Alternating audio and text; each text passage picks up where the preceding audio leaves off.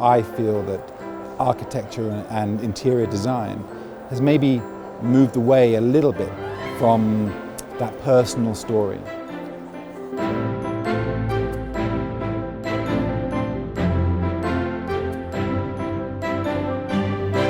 Hi, I'm Jake from Solomon & Wu. We've been in business for 6 years, and essentially we create really beautiful products molded in plaster or in various materials and put design into products that I don't think have got a lot of design in them.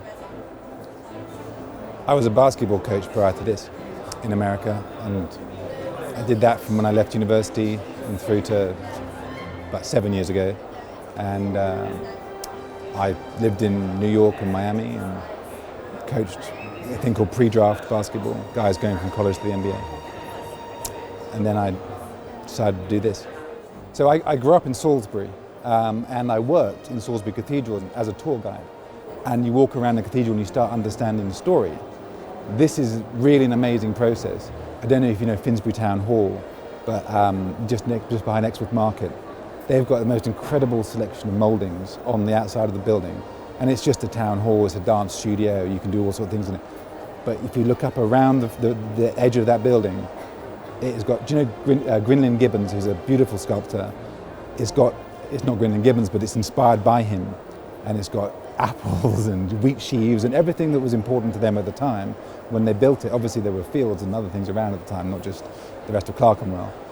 But that is one I think I would love to be a part of, bringing some of that interest back. That to me is what inspires me for what we're doing now. When we work with Alexander McQueen, for example, we have created an entire Baroque world for them. We have created special shapes, all based on the idea of Baroque sculpture, but with animals, with a story that goes on within it that echoes the Alexander McQueen story. I feel that architecture and interior design has maybe moved away a little bit from that personal story, that sense of awe, that sense of place, that you don't have to be an art historian to appreciate it.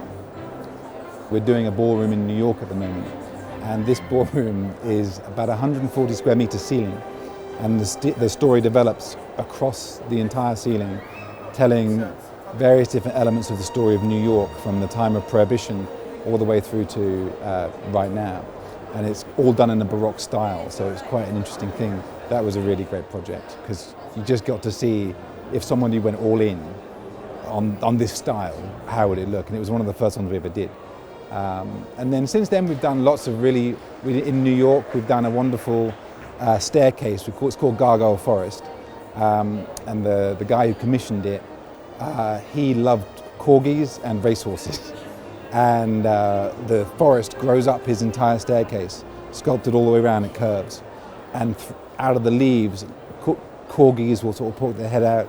There'll be a racehorse that will sort of be coming out of one of the roots or something. You can see the marks of the hand, and it's not a perfect sort of finished, machine-made finish.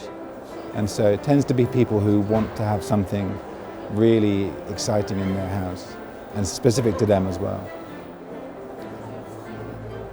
I know it sounds quite random compared to what I do. My property secret is fantastic insulation and a proper substrate. But that makes everything in a house much better, from the sound quality through to the heating, through to the ventilation. The quality of life in that house is completely different.